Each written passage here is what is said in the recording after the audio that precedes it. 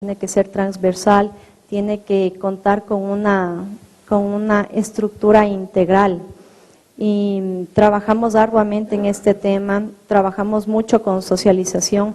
El CONELEC, aparte de ser un ente rector, también es un ente asesor. No está establecido dentro de nuestras funciones, pero nosotros actuamos de esa forma.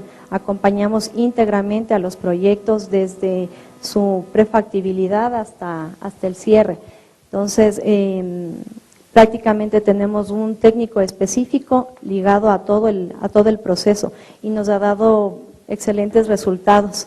El tema de tener una transparencia total, de que nosotros sabemos a detalle qué es lo que está pasando con realidad en los proyectos, de que pueda venir la empresa a nosotros a decirnos, ve, tenemos cierto problema con un propietario de un predio y nosotros apoyamos en que los procesos se desarrollen de una forma adecuada, nos permite conocer la realidad de nuestro sector y apoyar más al sector eléctrico, que se desarrolle de una forma coherente con el respeto del medio ambiente.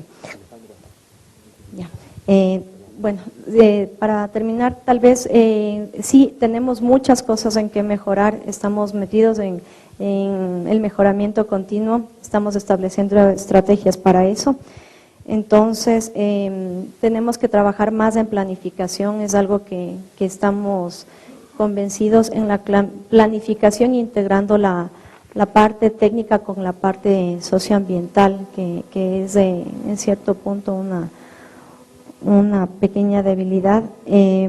Estamos seguros que todas las experiencias que tenemos aquí y lo que nosotros podamos también entregar nos va a ayudar. Queremos trabajar y estamos trabajando sobre lo que es evaluación ambiental estratégica, que en el desarrollo y la expansión del sector se dé con estos criterios que son nuestras formas de trabajo. Bueno, finalmente tenemos una forma que nos ha dado éxito en unos proyectos en este momento, es trabajar con las gobernaciones. Las gobernaciones tienen unos gabinetes itinerantes que se reúnen mensualmente y en estas reuniones están asistiendo representantes de todas las estructuras del Estado, educación, salud, agua potable. Entonces mantenemos reuniones con ellos. Se les informa previamente qué proyecto se va a desarrollar y ellos a su vez nos retroalimentan a nosotros con las necesidades que tiene la población.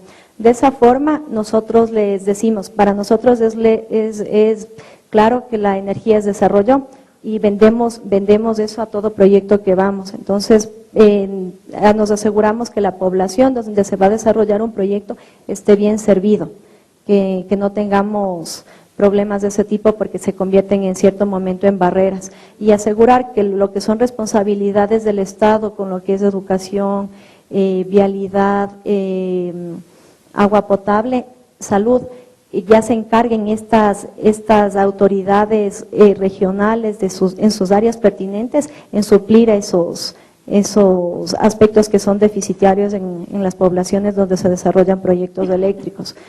Esa fue una forma o una metodología que nosotros identificamos que nos ayudó inclusive a viabilizar un proyecto que estaba estancado por oposición de la comunidad. Entonces, es la idea presentarnos como estructura de Estado. Gracias. Muy bien, muchas gracias, doctora. Iris Cárdenas, por favor. Sí, ante todo, buenos días. Gracias nuevamente a la CIER por invitarme a participar en estos diálogos muy constructivos, sobre todo para buscar un perfeccionamiento en nuestro actuar y en las normas que regulan este procedimiento de las licencias ambientales. En el caso de Perú, la Dirección General de Asuntos Ambientales Energéticos del Ministerio de Energía y Minas es la encargada de evaluar y, de ser el caso, aprobar los estudios ambientales. Se nos ha planteado acá preguntas, en las cuales voy a dar respuesta. Primeramente, ¿cómo mejorar los estudios de impacto ambiental? Nuestras normas señalan claramente que los estudios de impacto ambiental se presentan cuando el proyecto está a nivel de factibilidad. Por tanto, esa es una de las principales causas por las cuales hay muchas observaciones al momento de evaluar el estudio. Entonces, lo primero que se tiene que hacer es presentar este estudio a nivel de factibilidad. Muchas veces solamente se tiene la traza de la línea de transmisión hecha en gabinete, mas no ha habido un trabajo de ingeniería básica y por lo tanto es lo primero que se observa en los estudios. El otro aspecto es que muchas veces se hace una caracterización del área de influencia del proyecto de manera general y no de en sí de aquella que se identifique en función a los impactos. Por tanto, no se identifica quiénes son los afectados directos en justamente donde todo el recorrido de la traza, no se identifica si el área ya está intervenida, si son campos de cultivo, son áreas privadas, áreas del Estado, si hay comunidades nativas, si es un área natural protegida, o sea, todo eso tiene que estar claramente identificado del área de influencia del proyecto. Esas son las principales observaciones que nosotros hemos venido identificando al momento de la evaluación.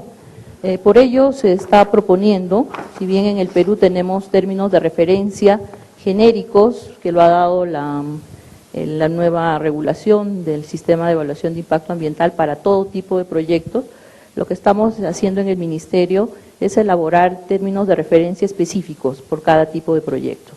Esto quiere decir que va a haber un término de referencia para líneas de transmisión, centrales hidroeléctricas, centrales térmicas, lo cual va un poco a sistematizar y también acotar la información que deben de presentar para cada tipo de proyectos, porque a veces hay información abundante de ciertas variables que no son significativas para la evaluación de determinado proyecto.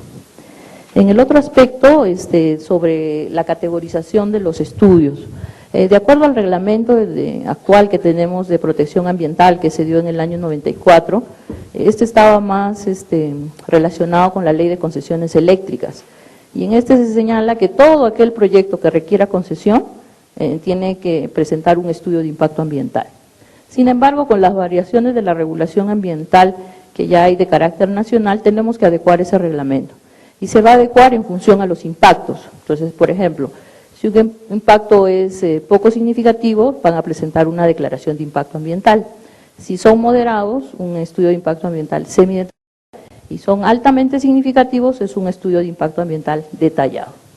Por tanto, hemos visto casos que con la actual regulación, por ejemplo, para líneas de transmisión de 2 o 3 kilómetros, se les tenía que pedir un estudio de impacto ambiental. Sin embargo, bajo esta nueva opción, y sobre todo si es un área ya intervenida, debería de resultar una declaración de impacto ambiental. Entonces estamos en este proceso de adecuación, que no sería como en otros países, no grandes proyectos, sino es por la magnitud de los impactos. Y actualmente sí se ha hecho un proceso de descentralización. Proyectos de líneas de transmisión que abarcan varias regiones son evaluados por la autoridad nacional. Sin embargo, líneas de transmisión que solo abarcan una región o líneas de distribución, las estamos delegando a los gobiernos regionales, para que ellos sean quienes evalúen. En el otro tema de cómo mejorar el procedimiento, qué aspectos podríamos mejorar, sí creemos también en que debemos de sistematizar muchos aspectos. Por ejemplo, al inicio de este procedimiento, antes de presentar el estudio de impacto ambiental, se presenta un plan de participación ciudadana, en el cual se tiene que identificar cuál va a ser el área de influencia del proyecto, y de ahí la importancia de contar con el estudio de factibilidad, para justamente determinar a qué lugares vamos a ir a dialogar con las poblaciones que están directamente afectadas por el proyecto. Entonces, este plan de participación ciudadana a veces tiene muchas observaciones, y según norma nosotros tenemos 15 días para evaluarlo, y si no, no tenemos opción para observar. Entonces paramos varias veces desaprobando los planes de participación ciudadana. Entonces lo que estamos viendo es hacerlo, esto que se ingrese vía intranet y también que sean georreferenciados para que sea una mayor facilidad para el usuario y también para no estar demorando estos procesos. Nuestras normas exigen que la participación ciudadana sea coordinada con las comunidades, si es que existiera. Por tanto, las fechas en las cuales se realizan estos eventos también están sujetos a los programas de actividades de las comunidades. Este reglamento de participación ciudadana es general, entonces Se aplica lo mismo que para zonas donde hay comunidades campesinas o nativas, también para poblaciones ya urbanas. Entonces estamos viendo la posibilidad de reducir estos mecanismos en zonas donde ya no hay comunidades, porque lo aplicamos y son 3 talleres que se hacen de diálogo y luego audiencias públicas. Entonces en ello estamos viendo la manera de que en líneas de transmisión, que justamente su trazado sea por ya zonas urbanas, no hacer tantos eventos de participación ciudadana. El otro aspecto también de la mejora es que vamos a sacar guías, ¿no? Si bien ya existe una guía de cómo se debe elaborar un estudio, también vamos a sacar guías para los evaluadores. Muchas veces nuestra carrera nos jala a observar determinados temas, entonces no queremos tampoco que haya un poder de discrecionalidad al momento de evaluar los estudios. Y es por ello que también se va a sacar guías para los evaluadores y siempre vamos a permanecer realizando los talleres que correspondan.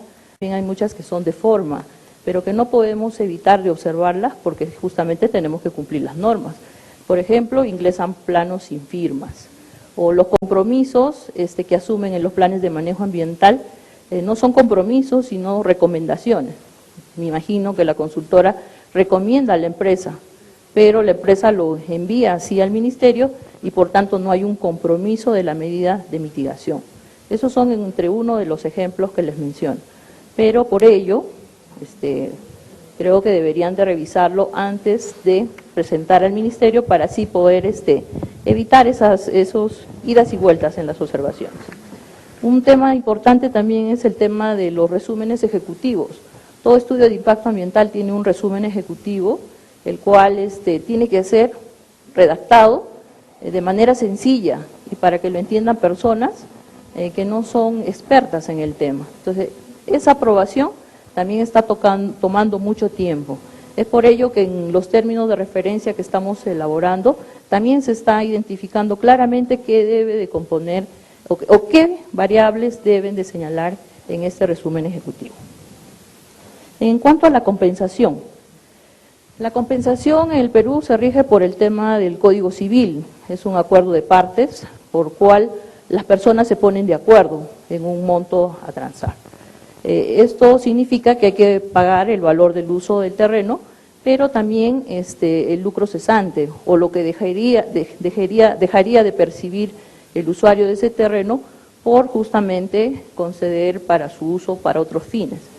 En los estudios de impacto ambiental no se señala el monto a compensar, lo que sí en los planes de relaciones comunitarias se señala cuál va a ser este procedimiento para las compensaciones. Más bien sí hemos incluido, para que sirva como base de la negociación en el estudio de impacto ambiental, la valorización económica de los impactos. Por tanto, eso sirve como un inicio para la negociación que lo puedan tomar los usuarios. Sin embargo, para poder hacer esta negociación de la compensación, justamente la importancia de los datos que se hayan tomado en la línea base. Es decir, todo estudio de impacto ambiental tiene una primera etapa, que es justamente la de caracterizar cómo se encontró la zona antes del proyecto. En el caso de las líneas de transmisión es importante, por ello, que se identifique si hay zonas de cultivo, cuál es la productividad de esas zonas de cultivo, porque luego les va a servir para este tema del cálculo del lucro cesante. Si ustedes no ponen esa información, luego las poblaciones señalan que ahí el rendimiento de café fue tanto y por tanto la compensación no ha sido adecuada. ¿Cómo puede la autoridad dirimir si no tiene claramente la línea base? Por tanto, la importancia de que esta línea base esté bien determinada, luego las poblaciones señalan que ahí el rendimiento de café fue tanto y por tanto la compensación no ha sido adecuada. ¿Cómo puede la autoridad dirimir si no tiene claramente la línea base? Por tanto, la importancia de que esta línea base esté bien determinada con todas las variables que luego les van a servir. El tema también de hacer los talleres de diálogo que se hacen para informar justamente cómo es esta línea base, es de suma importancia lograr la participación de la población para que ya se vayan viendo cómo va a ser estos mecanismos de compensación. En cuanto a la responsabilidad de las políticas públicas y privadas, sí está claro, ¿no? O sea, primero hay que partir que la Responsabilidad social significa que todos tengamos que hacer lo que nos corresponde. Entonces, nadie señala que la empresa tiene que asumir lo que al Estado le corresponde. Muchas veces están confundiendo responsabilidad